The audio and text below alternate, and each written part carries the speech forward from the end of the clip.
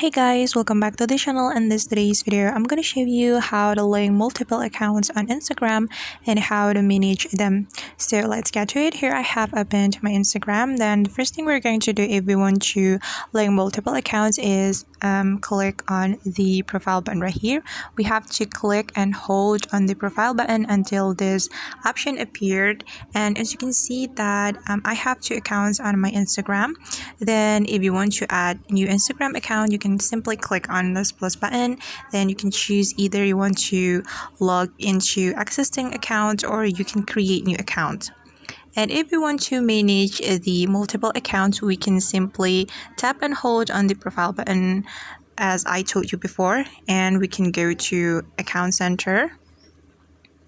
Then if we want to link this account, we can click on connected experiences right here and click on add accounts and add Instagram account. Then these are my accounts on Instagram. Then we can click on continue,